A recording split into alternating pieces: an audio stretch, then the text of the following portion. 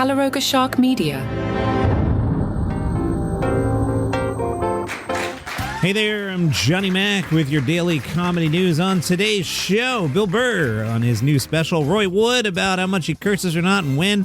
Look at Nikki Glaser and plastic surgery. I'm not out to be catty. I just found an interesting article, and Pete Davidson updates us on the Staten Island ferry, my words, fiasco. We'll find out what's going on with that. I'll talk about Dave Chappelle hosting SNL tomorrow. You don't think I stayed up to 2 in the morning recording this podcast, did you? Bill Burr caught up with Variety.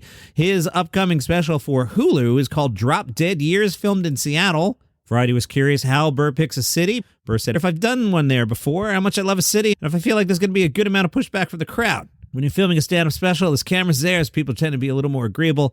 I need that push-pull thing to happen. I don't want to be in an echo chamber. I'd rather have it more hostile than agreeable. Variety, have you found that hostility more in liberal cities? Nah, because I adjust my a-hole vibe to whatever state I'm in. If I'm in a conservative place, I'll go more liberal. If I'm in a liberal place, I'll go more conservatives. It's like trying to make it over medium egg, you know? There's an art to it. They were curious about how Burr workshops his material. I don't like it if I say something, everybody goes, yeah, it's one side. Everything is sides now. So I always make sure if one side gets too excited, I'm agreeing with them, that I trash them, or maybe I trash myself. Political views is something you don't want to ram down people's throats, so I go over the double line a lot. Sometimes I'm here and sometimes I'm over there. Depends on what you're talking about. I like this one in the upcoming special. Very minor spoiler, you'll be fine here. Burr makes fun of the audience for clapping, a.k.a. clapter. As Burr tells it, I say, I've been married for 11 years, and the audience goes, woo, it's like I could have had her chained to a radiator. What are you doing? I'm doing that for comedic effect, and also, I don't like that sound. I'd rather you say something mean to me in a loving way than something genuine in a complimentary way. I don't know what to do with that, but if you tell me, hey, a-hole, you're pretty funny tonight, that means a lot to me. If you're like, hey man, life goes by fast, and I really wanted to make sure that I took the time, I'm like, oh God, please stop talking. It's creeping me out. Bill, do you ever still bomb? I do, but I know how to bomb gracefully. I'm like an old fighter who knows how to take a punch, so I still lose a fight, but I don't get knocked out. Composure. You have to maintain control, even when you're bombing, and you have to make fun of yourself. Last week, I had a benefit on Tuesday. I'm not sure if this was the Tuesday last week during the fires or the week before. So I was working out my set at the Comedy Store. I had no segues. I was up to the fact that my act wasn't there yet. There's a reason they're coming to see me in the original room on Sunday night, but people who come to see on those nights, they're very forgiving. They like to watch the process, and they're entertained watching somebody they've seen do well struggle a little bit. Variety was curious if the Comedy Store is Burr's favorite place to workshop new material. It's one of my favorite places. I also like a lot of the satellite rooms the younger comics are running. Young comics keep you young. You're still old, but you know how to act your age comedically around them, if that makes sense. If you perform to your generation only, you grow old with them. The comics that I love growing up never stop going to the gym, which is going down the comedy club and getting in front of 20-somethings, despite the fact that you're in like your 50s, like me. Learning how to get your 50-something-year-old ideas over to them. If you go down there in your 50s and try to act 20, that's going to be a train wreck. You got to understand, you're like their funny older relative. It's like my uncle saying dumb stuff again. As for the special, Burr confronts his mortality. Bill, do you think about death a lot? It's a reality. It's not a fixation or even a fear. If you're a comedian, to get to my age, you're going to have lost a lot of friends, unfortunately, and I have, and I miss them. Sometimes late at night, I put the kids to bed and I can't go to sleep. I think about them and I get sad. But I don't look at death as something to be feared. I don't think there's this angry, invisible guy that's going to be upset who has the time to watch the tapes of my life. Variety, this special struck me as your most vulnerable material yet. Burr, thank Christ you saw that. I'm a recovering meathead, and I'm doing the best I can. It's nice to hear some of my work's being noticed. Follow-up, is it something you've intentionally baked into your work, or do you think it's a natural result of getting older? Both. I don't want to be up there just pointing my finger at the crowd the whole time. God knows I was guilty of that early in my career, but that's just where I was as a young man. I was lashing out at everything. As you get older, hopefully you realize that you're bringing home some of the problems of the table, and maybe the way you handle things isn't the best way you do it. Being married and having kids and realizing that your behavior can affect these people, you're living in a positive way or a negative way, really makes you confront your flaws. God knows I have a lot of them. A lot of those things I used to believe, that women are difficult and blah, blah, blah, it was my issue of not understanding myself. Good follow-up. Does it make you uncomfortable that your past material lives online forever? Nah, not at all. I love when people bring that up because then I go, you were alive when I said that. You had 15 years to get offended. You're just getting around to it now? That sort of crap has happened to comics that I grew up watching.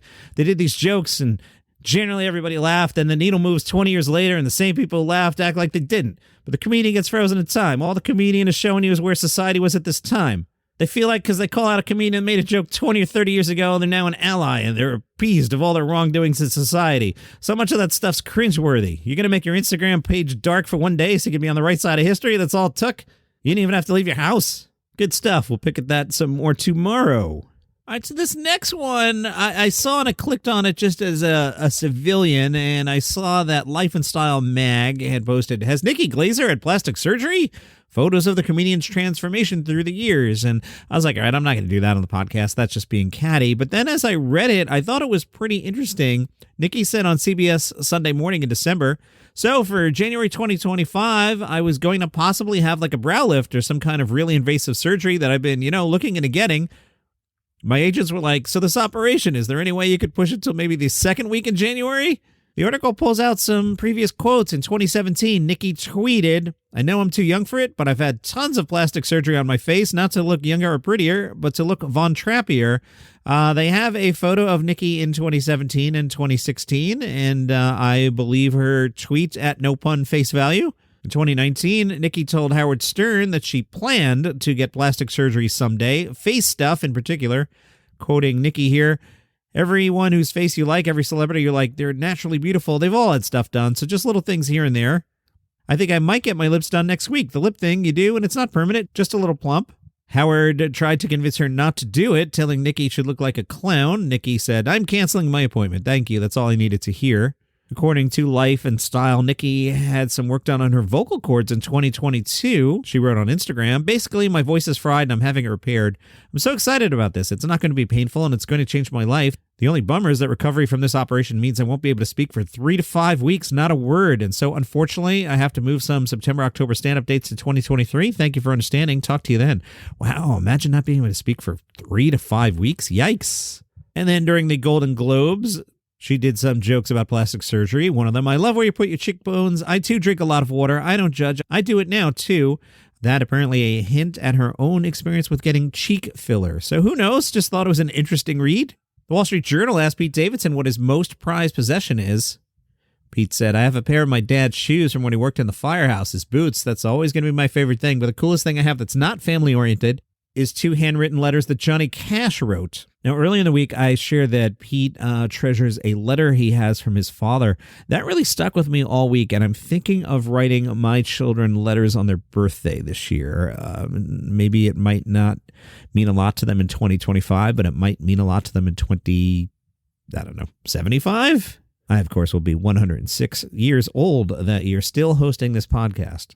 I'm on a mission to live to be 109. First of all, I attended the bicentennial as a boy, and then I learned about the tricentennial. So I've always had it to be my life goal to attend the tricentennial, July 4th, 2076. A bit of a stretch, should have to get to 100 and something. But then I found out if I don't move, if I stay right here in this very basement, when I'll be 109 years old, there's going to be a total solar eclipse right over my house. All I have to do is go out into the backyard. So remember the final episode of Lost where Jack is just lying there and kind of fades out? That's what I want to do. I want to make the solar eclipse at age 109, lay down in my yard, watch the solar eclipse, and then, all right, I had a good run. And then, I guess you guys will get 2 or 3 more podcasts that I pre-recorded, and then the feed will just go away. Who knows? Maybe I'll pre-tape some stuff. The Journal asked Pete Davidson, you and John Mulaney recently reunited in an SNL sketch. You guys had a moving scene together in Bupkis. What have you learned from John Mulaney? Pete said, he's shown me how to preserve. I always looked up to him. He's not only one of the funniest people working right now, he's a top 10 comedian of all time.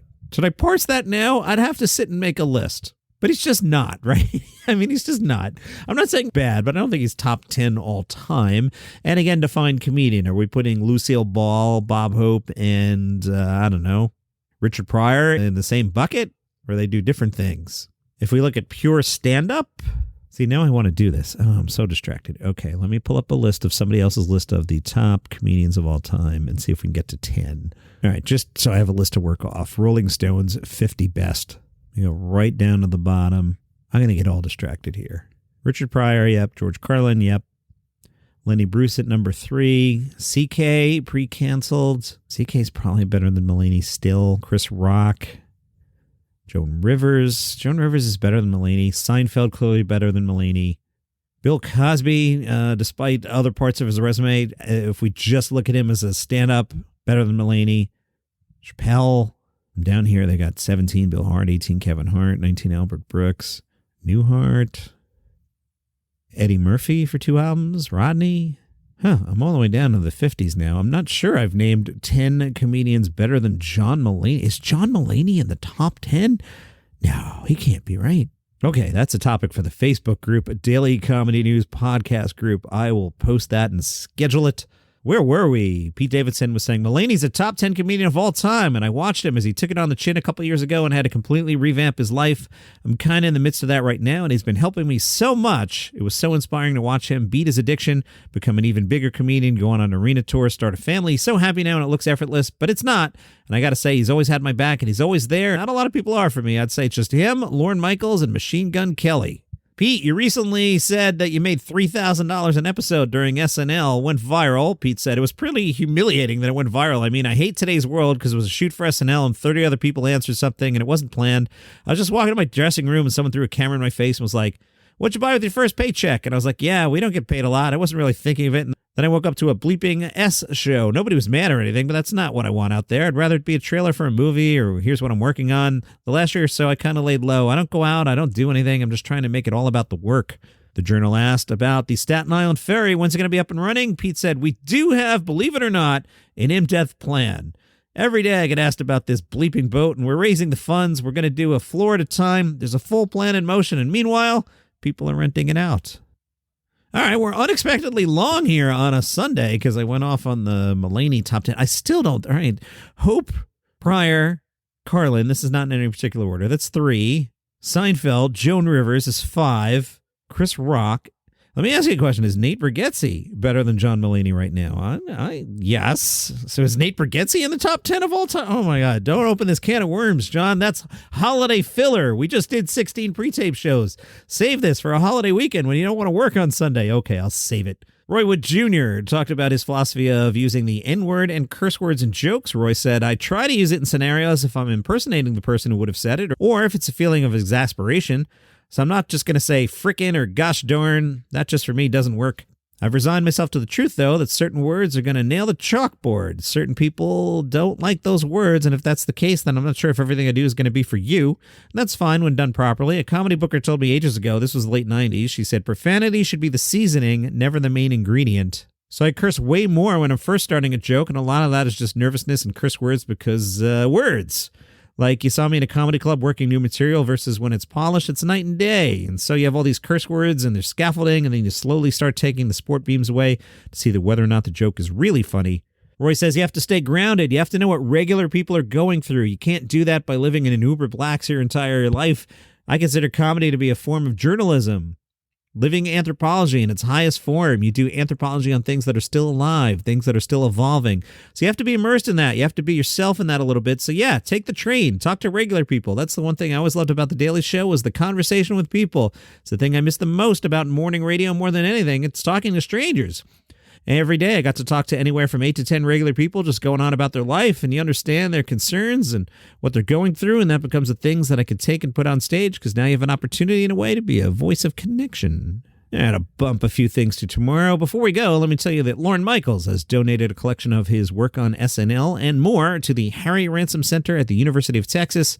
The collection spans 50 years, includes rehearsal notes for SNL, sketches, annotated scripts, personal correspondence, and more.